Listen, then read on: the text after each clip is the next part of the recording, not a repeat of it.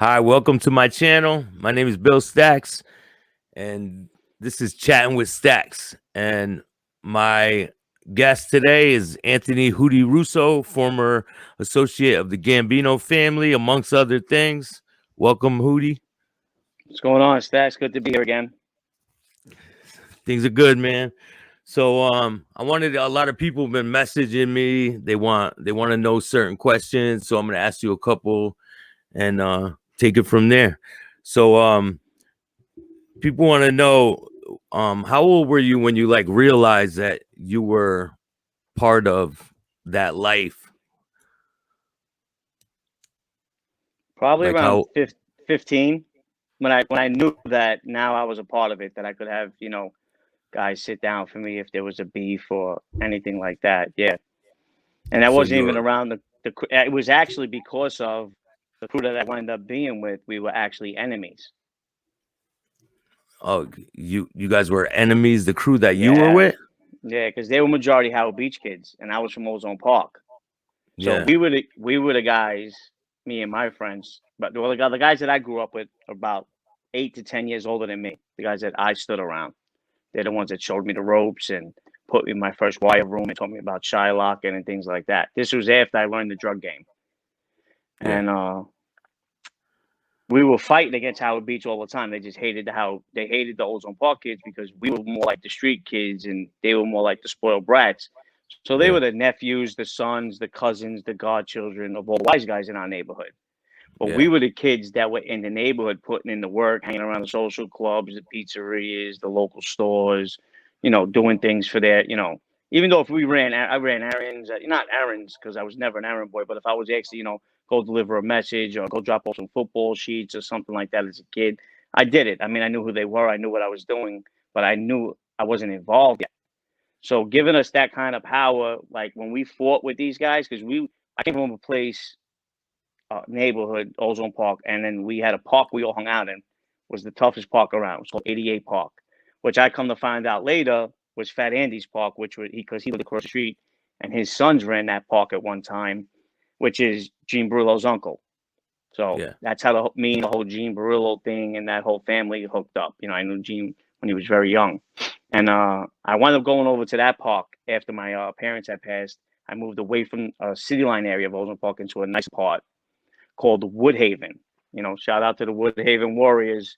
Tough. That's where Yeah. Ali's from. All cowboys up there. They don't get a lot of recognition up there. They should. It's a tough neighborhood. Still is probably. I heard it changed a lot, but it was tough when I was growing up. I had a lot of beefs up there, and so I moved to that area, which was closer to 88 Park. So I kind of stood on the Ozone Park side, and I Yeah. wound up getting a corner on the Woodhaven side next to a pizzeria called Mr. G's Pizzeria. Shout out to Mr. G. His name was Jack. He passed away now. He used to let me hide my drugs in his toilet in the bathroom. He didn't let a lot of guys in there hanging out if they weren't eating. Muhammad was next door. Shout out to Muhammad. He's probably still there, the corner store. And I opened up a spot there like 6 weeks into me living in that neighborhood. Uh, it's only a couple blocks away from where I used to live, just a world of a different. And it was Spanish, black, Italian, Irish. I had everybody there. On a Tuesday, you could find 50 kids hanging out, teenage kids. And like I said, we were kids. I mean, you wouldn't see that like 14, 15-year-old kids. And I was running drugs out of there, anything. Started weed because I didn't really want to bring the crack game to that. Then it moved, a little bit of coke. Then, went hard into crack for a while. And a couple of the older guys noticed me, and they brought me over. And I started hanging out at this park, and I loved it because they were the only park in that whole neighborhood that didn't give in to the Howard Beach kids. Every other park was taken over. They would help Yeah. Howard Beach. They would fight with them. They would listen to them. And this was like Peter Gotti, Al Trucchio, the Gambinos, the Ruggierios. It was all those guys, the real guys. Yeah. And these guys that I ran with, I didn't even know, how bad the beef was between them. These older gentlemen that I ran with were serious guys. And, they all turned out good. They wind up opening up businesses. They wind up going to work for the city. They all got good jobs, good families. They were knock around guys. They were street guys. They just never got involved in the life or drugs or anything like that. But they were out all night, partying. And, they taught me about good restaurants, about good drinking, about good scotch. They taught me a lot. And they Yeah. brought me into a wire room. And they taught me how to to work. They seen me. That's how I got my name. They used to call me Cutie Hootie.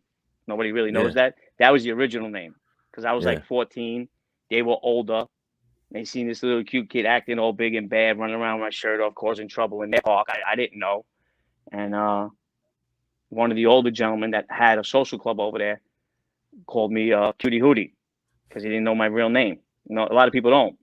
And that's where it came from. And then when I got older and I got into the life, wise guys didn't want to call me Cutie Hootie. So they just called me Hootie. So that's what it was left at. But it came from gentlemen that were between 8 and 15 years older than me that gave me their name. And he brought me into a wire room, taught me how to answer phones, taught me how to take bets, taught me about reverses. I knew numbers. I was good with numbers. So all of that came to the selling drugs part, the going to school part, all that helped. And I was running an office by then. Come to find out, it was Nicky Carrazzo's. How old were you? I was 14 when I started. Yeah. So like 15, 16, I was going hard. It wound up by the time I was 16, it was my social club. Yeah. It's like my first social club, and I was 16 years old. It's crazy, man. Yeah. So that wound up being connected to Nicky Carrazzo. There was a guy, God rest his soul, Ralphie Fly. He was the middleman, and I was the guy that dealt with the middleman. He passed away now. Great guy, really good guy. Brooklyn guy, Canarsie guy. One part of Nicky's crew. Not realizing that Nicky was the mentor to Ronnie One Arm, who wound up being my mentor in the life.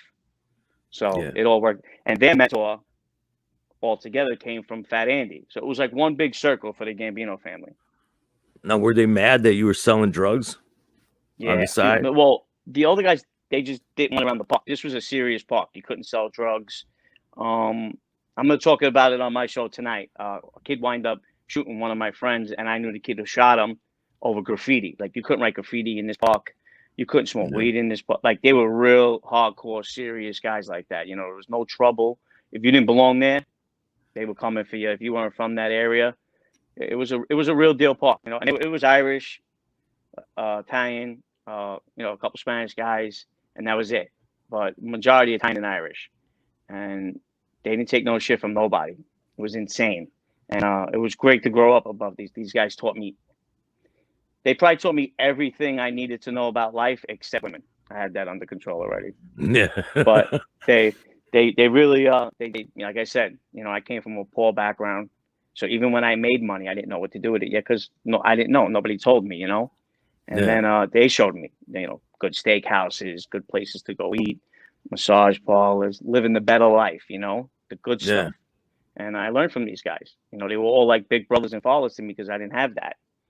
And like I said, now they're they went their own way. They got jobs and families. I really don't associate with them anymore. But they're lifelong friends in my heart, Yeah. But and that's when I first knew, when I got in that wire room and knew that it was we would get something called like tallies at the end, a rundown, a change in line, and that call would come in on a special phone, and that special phone was coming from the main office of Nicky Carrazzo. Yeah, that would give out to all his other offices.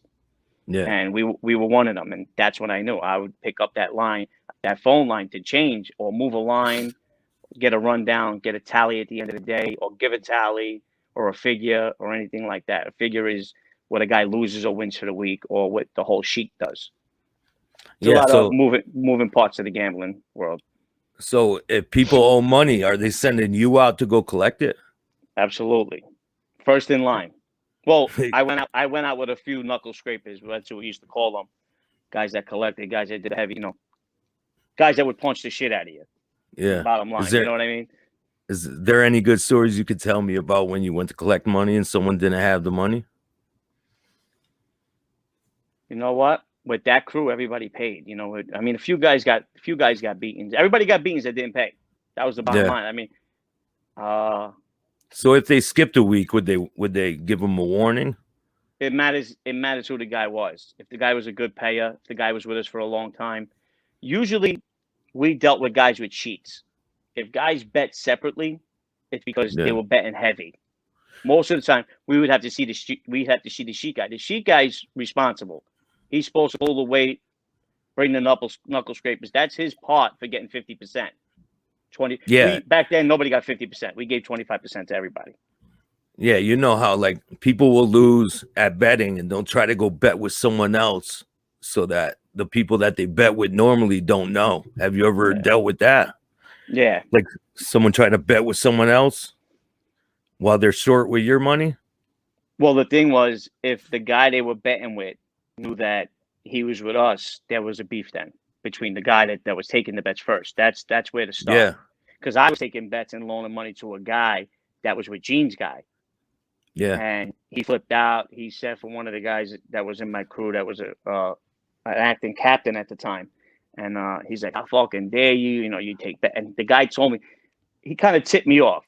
He was like, "Listen, I'm going to meet this guy. I don't know what it's about, but it's probably about," everything was always probably about me because these guys never got into trouble. But don't come. Tells me where it is, but don't come. More or less like he's telling me to come because he's not going to be able to handle it. Yeah. So I wind up just showing up. I go right into Howard Beach. I see him. He's yelling at my acting captain, this guy, because he was a wild boy, and he had a neighborhood on Smash in Howard Beach. And I rolled up right on it, and I got right in the middle. I'm like, whoa. I said, this all has to do with me. Whatever it was. I didn't even know yet. He's like, you damn right it has to do with you. You fucking take bets and you're loaning money and you got sheets with guys that you know with me. I'm like, how do I know he's with you? He says, how do you know? He probably I said, no. First thing I asked him was he with you? Because I got him from a place that we used to eat in Howard Beach. He was the delivery kid. Yeah. So he came up to me and he asked me, he said, can you take my bets and my loans off? I was like, yeah, no problem. But are you with Ronnie G? He says, not at all. I'm not with Ronnie G. So that was John Jr.'s best friend's pizzeria. And it was in Howard Beach. And I'm not from Howard Beach. So the first week, that guy was late. Just because he was a Howard Beach kid, I went back there and gave him a beat in front of everybody at like 2 o'clock in the afternoon. Yeah. Bad. Up and down the street. Like, it was really bad. And it got back to everybody. Who is this kid coming into Howard Beach? Not that I'm a big tough guy or nothing like that, but I'm going to fight with my hands with anybody. And this guy, he played me bad because now I'm thinking he comes to me because I'm from Ozone Park. He knows I'm a bookmaker. I've been that since I'm 14. So how does nobody not know? I'm in my 20s now. Yeah. And so I had to make an example. That was just an example. I wound up liking him afterwards because he actually came to see me when I came home. He was like maybe the third or fourth person I seen after my state bid. And I thought he was coming over to say hello. And he was like, oh, listen, after everything, could you loan me a few dollars? I was like, oh, this kid, I can't believe this kid, man. So I told him, he grabbed the kid out of the car. Now, the kid didn't think I was going to be there. So he gets out of the car and he asks him, did he ever ask you if you were with me? The kid couldn't lie. I mean, if he would have lied, there would have really been some shit going on between two families, two crews, really. And he said, yeah, he did. I told him I wasn't. And then he tried to make excuses and he gave him worse beating than I gave him.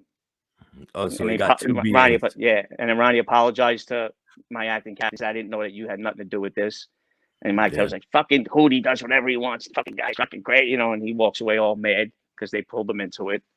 And he shook my hand. He was like, Hootie, I'm sorry, we're always good, because I was always good with Ronnie G.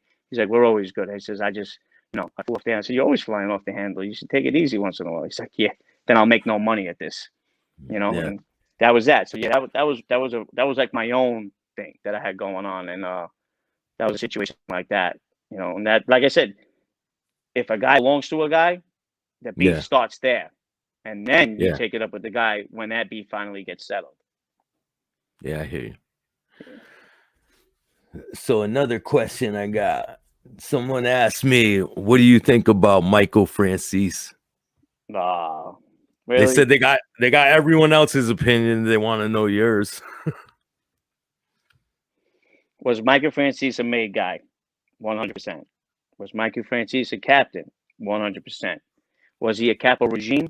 Not at all. A capo regime is a guy who's a captain with a regime. A regime is like an army word they used to use years ago of having a crew around you, meaning you have a bunch of made guys who have a bunch of associates, where the associates are out doing the work. Because like in a chess game, a pawn is the most important piece on the table. He has to protect the queen, right? Yeah. So your associates are the one that are out doing the legwork, the fighting, the earning. They kick up to the made guy. He keeps everybody in line in the street, and then the made guy kicks up to the captain. He never had that. He wasn't a social club guy when all captains were hanging out in social clubs. He was at a car dealership. I know he made some kind of movie dancing gang movie in California that he bankroled or something or produced. So yes, he was a May guy. He was Sonny's unofficial adopted son. Sonny has a son they have named after him, some his namesake called John. He was a wild boy. They called Michael. I mean, I'm going back a little further. I really don't want to get into depth details because my grandfather on the other side, her father, who I didn't get along with and wasn't around, was one of Sonny Francise's best friends. So like if I came up in that world, I probably would have been around the Columbos because they were tight as you could be. But I was never around them. I think I was around them twice. And I heard a lot of stories that passed down. And Michael was made. Michael was a captain. Somebody brought him a scam that in that time was a lot of money. Besides his crime family, 3 other crime families would get a piece of it. And that's all I'm going to speak of. Is everything else over exaggerated? 100%. There's only a few shows that you're going to get 100% authentic, Cosa Nostra, street stuff. Mine is one of them. And I'm not saying that because I'm saying it because I'm not censored. I don't care if there's one person who listens to my show. If that one person can get something from it, I'm speaking the truth. I'm telling it like it is. I don't want nobody to look up to me. This ain't a show for kids. This is a show for guys that are in the life, that are in the streets, which you know yourself, Bill, when you reached out to me. Yeah. You know what I mean? I want to help guys that need the help, not just want it. Yeah. And there's people out there mentoring kids not to get into this life or the street life. I want to help the guys knowing that they can get out like I did. Because nobody could have been as deep as I was getting into the life, as deep as I was to get out of it and still be here to talk about it. And I'm not brave. I'm not saying that like they're going to run around now and have somebody look to clip me. I'm sure they want to clip me already. Why wouldn't they? As soon as I walked away. But they made a lot of money when I left the streets. There was a lot of open things. One of the questions I have for you is, do you remember the moment when you felt like betrayed, when you felt like everyone was turning on you and you decided to walk away from it? Do you remember that? It's a few times. I mean, do you remember situations? I'll give you 2 solid ones, 2 solid situations. One, I get pinched on a pharmaceutical beef, right? Wasn't mine to begin with. It was somebody that was straightened out of my crew. They couldn't be involved in drugs, and it was going to be a year-long thing because the guy had to pay money back, but he was paying it through pharmaceutical drugs. So who do they come to? They come to me. So I'm earning all over the place. I got my hands, I'm trying to put my hands everywhere. So they bring it to me. I look into it. The kid's brother was a wise guy that we were dealing with the Lucchese family. So I'm all right. I don't know the guy from Adam, but his brother I know 25 years. So that co-signs it right there for me. Wise guy, Lucchese, 25-year friendship. That's how I did things in the street. I went by resumes, You can't just walk up to me and expect me to do business with you.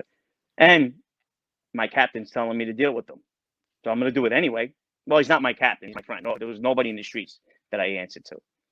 Ronnie One-On was the only guy that I spoke to, and he was my friend.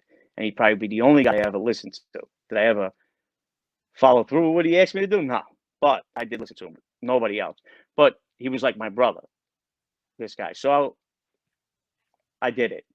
I wind up getting picked up in a year-long string. Now, I looked at it. It was running me about $15,000 a week for a twice-a-week move.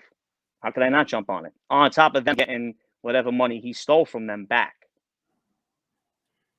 So I didn't turn away from it. That was a twice-a-week thing, and I got 10 other things going on that belong to me. So $50,000 extra a week. Who's going to turn their back on that? So I get caught in a year long of that, living it up, throwing that money in the air, burning it, and the whole time he was bad. Oh, the guy was bad the whole time.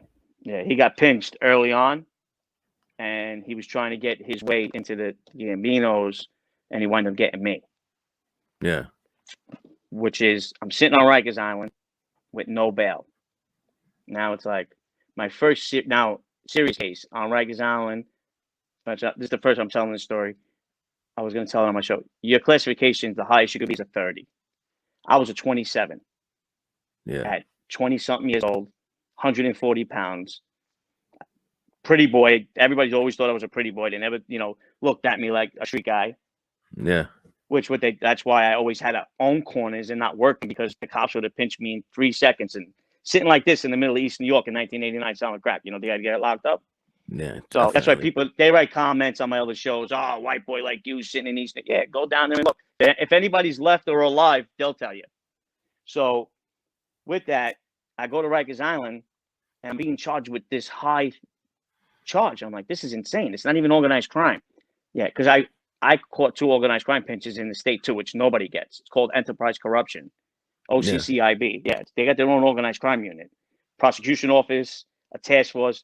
People don't realize that New York State has their own. They give you time on Besides the top feds. of that, right? Yeah, besides the yeah, well, they charge you like the feds do. If you're Yeah. organized crime, they give you more time. So, but I'm not even being charged with that. Come to look at my discovery, they charge me as a kingpin.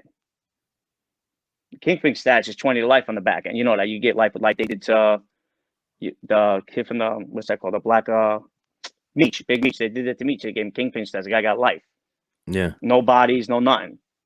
So I'm probably sure if he had a body, they would have given him 20 years and let him go home. But kingpin status, they knock your lights out.